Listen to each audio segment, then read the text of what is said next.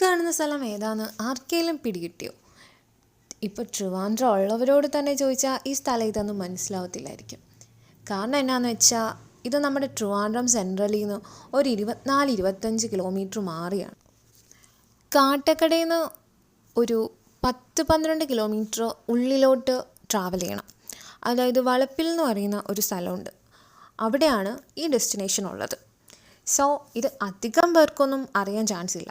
ഞാൻ കോളേജ് ടൈമിലൊക്കെ വന്നിട്ടുണ്ടായിരുന്ന ടൈമിൽ ഇവിടെ ടിക്കറ്റ് കൗണ്ടർ ഒന്നും ഇല്ലായിരുന്നു. ഇപ്പോൾ ഇവരൊരു ടിക്കറ്റ് കൗണ്ടർ സ്റ്റാർട്ട് ചെയ്തിട്ടുണ്ട്.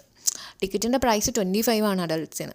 ട്രിവാൻഡ്രത്ത് കുറേ ഹിൽ സ്റ്റേഷൻസിലൊക്കെ, കുറേ എന്നൊന്നും പറയുന്നില്ല, കുറച്ച് ഹിൽ സ്റ്റേഷൻസിലൊക്കെ പോയിട്ടുണ്ട്.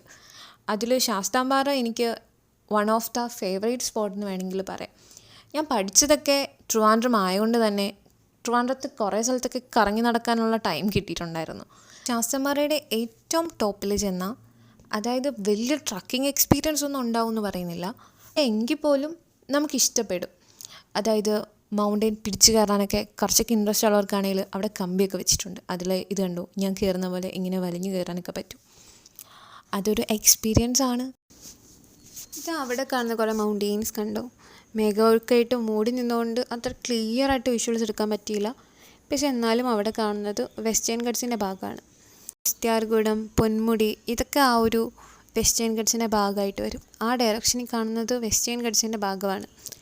ഇത് നമ്മുടെ ട്രിവാൻഡ്രം സിറ്റിയിലോട്ടുള്ള വ്യൂ ആണ് കാണുന്നത്. ട്രിവാൻഡ്രം സെൻട്രൽ, പിന്നെ അത് കഴിഞ്ഞിട്ട് അവിടെ ബീച്ച് വരുന്ന ഭാഗമുണ്ട്. ഈ മലയുടെ മുകളിൽ കൊണ്ടുപോയി ഇത് ആരാണ് നീലത്താമരയൊക്കെ നട്ടു വെച്ചതെന്ന് എനിക്ക് അറിഞ്ഞുകൂടാ. എന്തായാലും ഞാൻ ആദ്യമായിട്ടാണ് നീലത്താമര കാണുന്നത്. നിങ്ങൾക്ക് ഈ ഡെസ്റ്റിനേഷൻ വിസിറ്റ് ചെയ്യാൻ ഒരു ചാൻസ് കിട്ടുവാണെങ്കിൽ നോ മിസ് ഇറ്റ്, എന്തായാലും പോകണം. ഇതുപോലെയുള്ള ഇൻട്രസ്റ്റിംഗ് വീഡിയോസായിട്ട് നെക്സ്റ്റ് വീഡിയോയിൽ നമുക്ക് കാണാം.